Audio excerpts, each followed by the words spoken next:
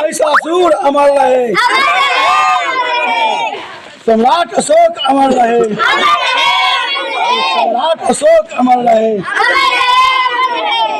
महिला 8 हाथ का पूरे विश्व में एक ही है, पूरे विश्व में एक ही है। वो भारतवर्ष में 8 हाथ का एक महिला है, उसका जोड़ा प्रकृति ने नहीं लगाया है। जरा गहराई से सोचना कि 8 हाथ का महिला होता नहीं है। सखदेव प्रसाद कुशवाहा अमर रहे, सखदेव प्रसाद कुशवाहा अमर रहे, फूलन देवी अमर रहे।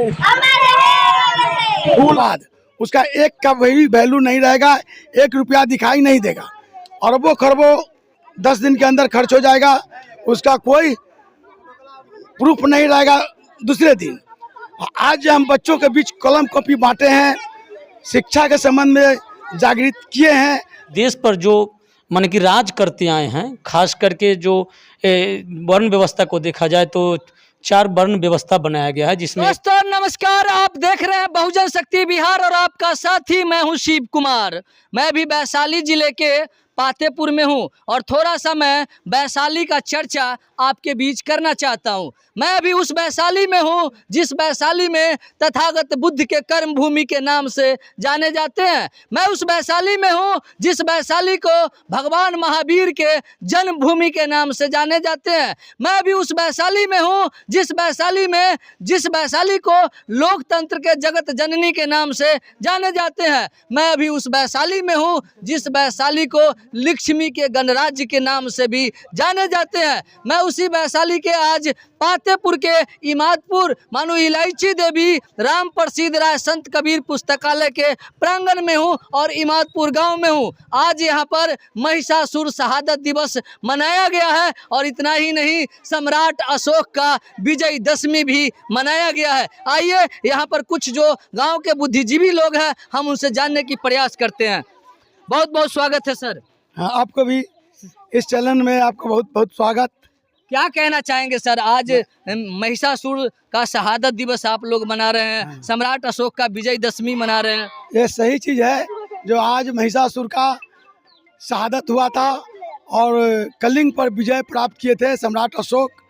और आज हम एक और समाज में कहना चाहूँगा कि आज जो विजयदशमी के नाम पर, क्या कहते हैं, दशहरा के नाम पर लोग जो विडम्बना करते हैं, अरबों खरबों रुपया खर्च करते हैं, और कल उसका दशहरा के बाद उसका एक का वही वैल्यू नहीं रहेगा, 1 रुपया दिखाई नहीं देगा, अरबों खरबों 10 दिन के अंदर खर्च हो जाएगा, उसका कोई प्रूफ नहीं रहेगा दूसरे दिन।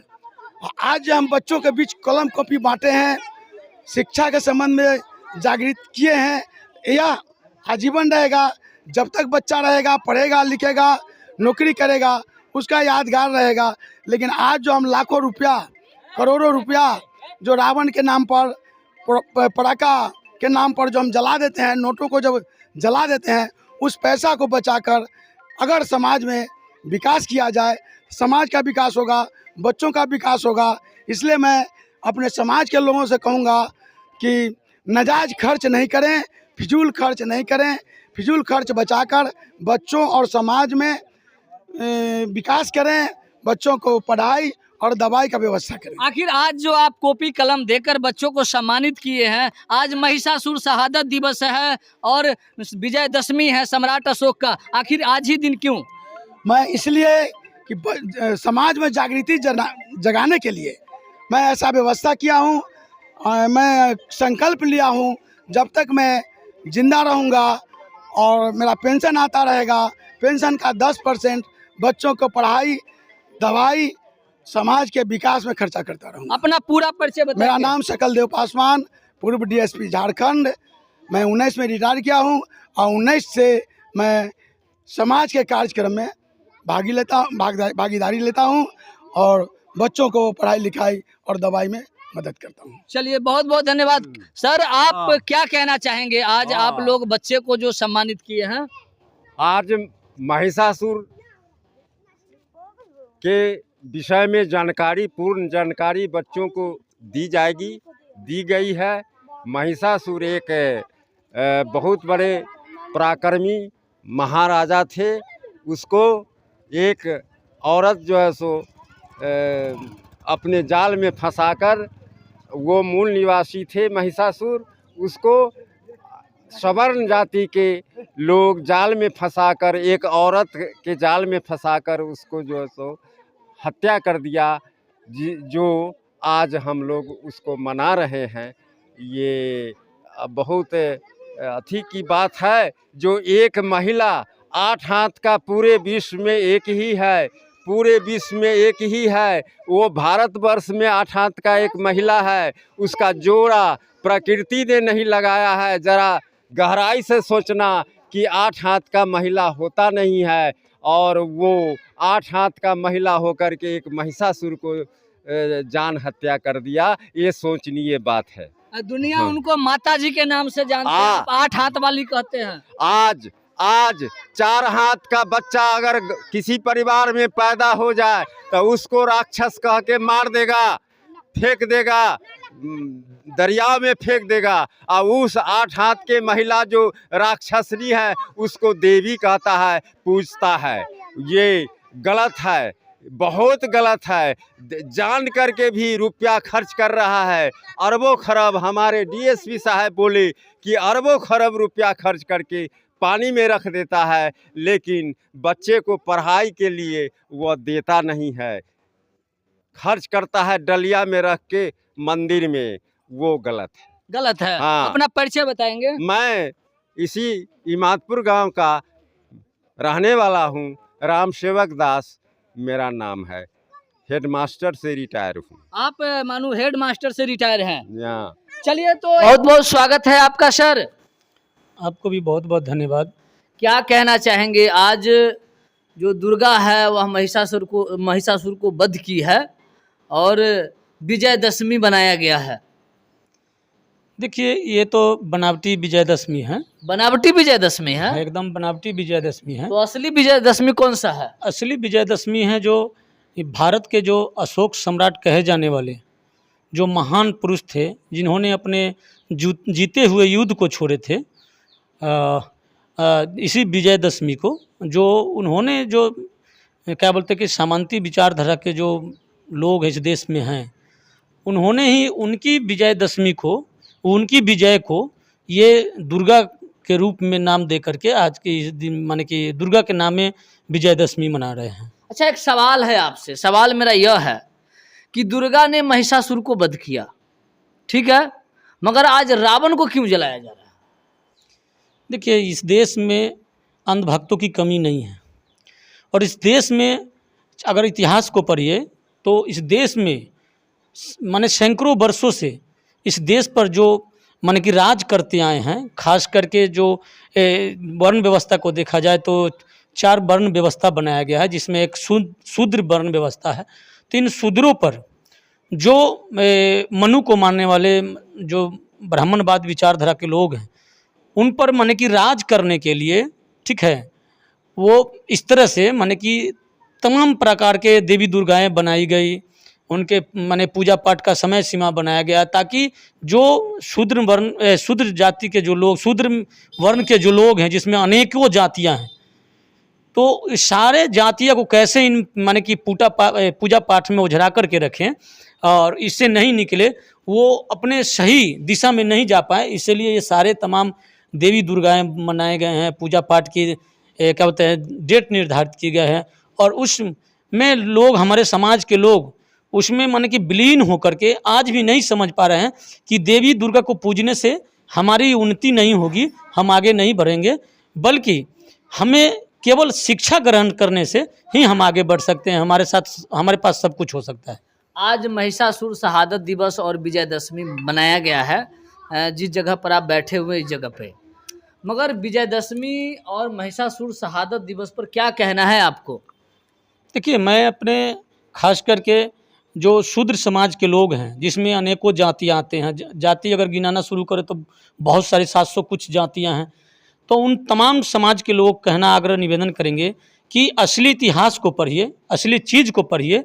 ये आपको जो दिखाया गया है, चाहे दिखाया जा रहा है, ये इसे माने कि तोड़ मरोड़ करके दिखाया जा रहा है, माने झूठे चीज को दिखाया जा रहा है, असली इतिहास है उसको नहीं दिखाया जा रहा है। महिषासुर एक बहुत बड़े प्रतापी राजा थे और जिस प्रांत के वो राजा थे वो बहुत ही माने कि करुणामय और क्या बोलता है कि बहुत सभ्य राजा थे। वो अपने राजपाट में जो भी लोग थे और उनको अच्छे से माने कि उनके माने कि देख रेख माने अच्छे तरह से करते थे।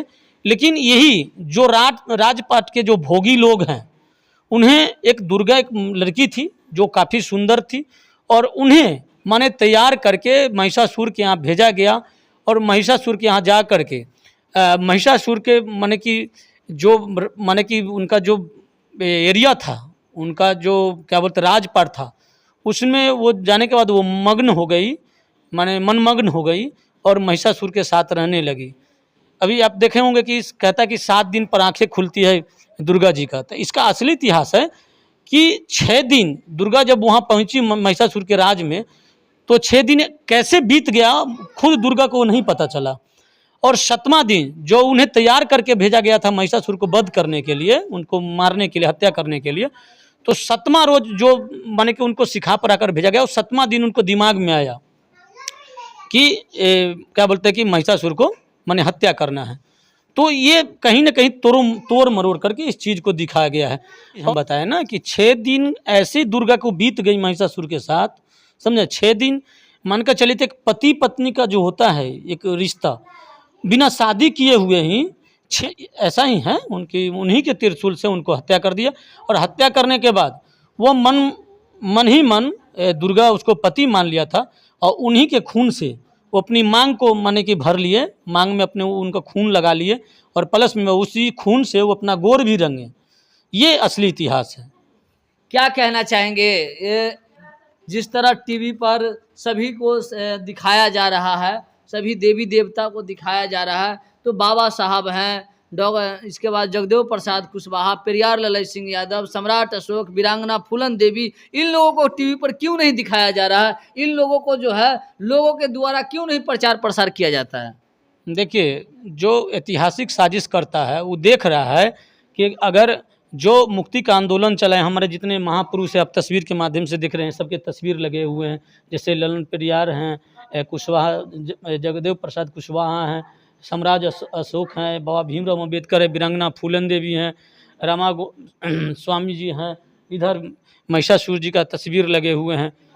तो ये सभी ने जो मुक्ति का आंदोलन चलाए, अगर इनकी मुक्ति का आंदोलन का इनका इतिहास को अगर टीवी पर दिखाया जाता तो हमारे समाज के जो लोग हैं, जो आज भी अंधभक्त में डूबे हुए हैं, देवी दुर्गाओं के चक्कर में पड़े हुए हैं कि यही हमारी विकास कर देंगे, यही हमारी उन्नति कर देंगे, यही हमारी नौकरी दे देंगे, तो अगर ये इनकी असली इतिहास को अगर टीवी पर दिखाया जाता, पत्रकारिता द्वारा दिखाया जाता, तो निश्चित रूप से हमारी समाज जो अंधभक्त में डूबे हुए हैं वो इससे निकल करके अपने शिक्षा की ओर ध्यान देते और जो असली जड़ है जो आगे बढ़ने का। तो अगर खास करके इस देश में रहने वाले जो लोग हैं, खास करके जो दबे कुचले लोग हैं, गरीब गुरबे लोग हैं, जो अशिक्षित लोग हैं, अगर बाबा भीमराव अम्बेडकर जो लिखे हुए संविधान हैं, इनके जो आर्टिकल, इनके अनुच्छेद हैं, अगर आज से भी अगर टीवी पर जिस तरह से रामायण को दिखाया गया, महाभारत को दिखाया गया, जिस तरह से अन्य और चीज़ को दिखाया गया, जैसे फिल्मों को दिखाया जाता है, और आज से भी अगर हमारे देश के शुभचिंतक, आप उनको नेता कहिए, चाहे अधिकारी पदाधिकारी कहिए,